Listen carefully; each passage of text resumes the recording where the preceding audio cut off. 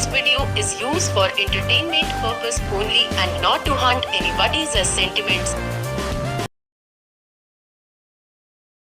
रामपुर गांव में कार्तिक नाम का एक गरीब किसान अपने परिवार के साथ मिट्टी से बने घर में रहा करता था। एक बार की बात है, सुबह से ही लगातार जोरों की बारिश हो रही थी, जिसकी वजह से कार्तिक का मिट्टी का बना घर पूरी तरह से टूट जाता है। वह अपनी पत्नी नायरा से बोलता है, नायरा, हमारा मिट्टी का घर तो पूरी तरह से बर्बाद हो गया। चलो जंगल चलते हैं और कुछ मिट्टी लाते हैं, जिससे हम अपनी मिट्टी के घर का काम शुरू कर सके। अब चलो जल्दी। वे दोनों एक साथ जंगल की तरफ बढ़ते हैं कि तभी अचानक से उनकी बेटी अक्षु पीछे से आवाज लगाकर उन्हें रोकती है और बोलती है, पापा, मम्मी, मैं भी मिट्टी लाने जंगल चलूंगी। मम्मी ये देखो, मैंने एक छोटी सी टोकरी भी ली है, मैं इसी में मिट्टी डाल कर लाऊंगी। अक्षु बेटा, तू क्या करेगी जंगल जाकर? तू यही रह और कैरब का ध्यान रख। हम दोनों है ना, हम दोनों मिट्टी लेते आएंगे। बेटा देखना, हम लोग का तो घर भी टूट गया है, अब जल्दी से मिट्टी भी तो लाना है और घर भी तो बनाना है हमें। हम शाम होने से पहले आ जाएंगे बेटा। ठीक है माँ, आप लोग जाओ, मैं कैरब का ध्यान रख लूंगी। कार्तिक और नायरा मिट्टी लाने के लिए जंगल चली जाती हैं। इधर नन्ही अक्षु कैरब का ध्यान रखती है।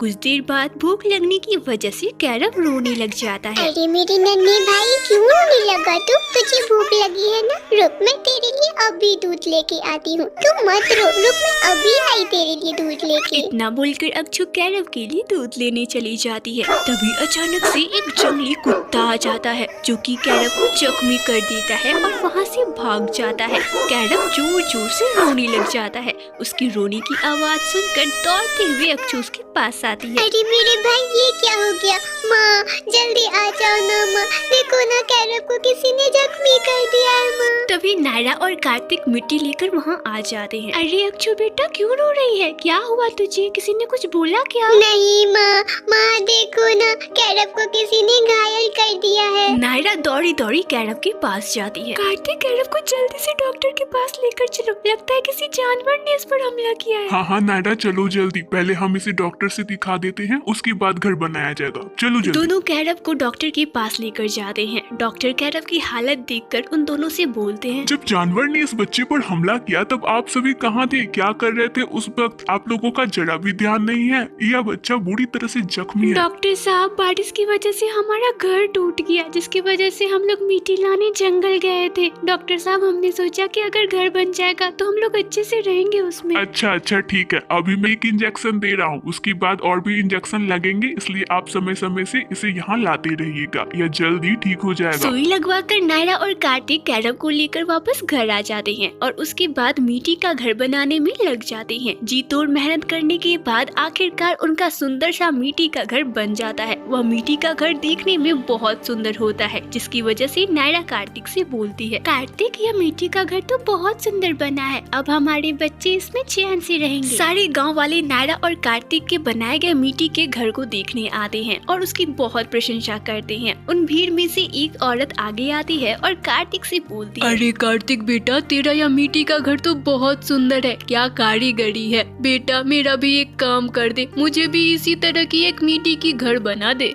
ओ काकी, मेरे पति जरूर आपका भी मिट्टी का घर बना दे। नायरा बेटा, अगर कार्तिक मेरे लिए अच्छा सा मिट्टी का घर बना देगा तो मैं उसे अच्छे खासे पैसे भी दूंगी। अरे काकी, पैसे की क्या बात है, यह सारा गाँव तो हमारा ही है। कार्तिक आपका घर जल्दी से जल्दी बना देगा और आपको जैसा ठीक लगे आप उसे दे दीजिएगा। धीरे धीरे सारे गाँव वाले कार्तिक से अपना मिट्टी का घर बनवाने लग जाते हैं। अरे कार्तिक भैया, आप तो मिट्टी का घर ऐसा बनाते हैं कि जैसा कोई कारीगर भी ना बना पाए। सच कहता हूँ भैया, इसकी खूबसूरती के सामने तो पक्के मकान भी फेल है। अब कार्तिक को मिट्टी का घर बनाने के लिए दूर दूर से ऑर्डर आने लग जाते हैं। यह सब देखकर नायरा बहुत खुश होती है। कार्तिक, हमारा मिट्टी का घर बनाना लकी साबित हुआ। आज आप कितने फेमस हैं, आपको भी काम मिल गया। हाँ नायरा, सब भगवान की दया है। अब नायरा और कार्तिक अपने परिवार के साथ खुशी खुशी अपना जीवन बिताने लग जाते हैं। तो फ्रेंड्स, आप सभी को यह कहानी कैसी लगी, आप हमें कमेंट में बताना मत भूलिएगा।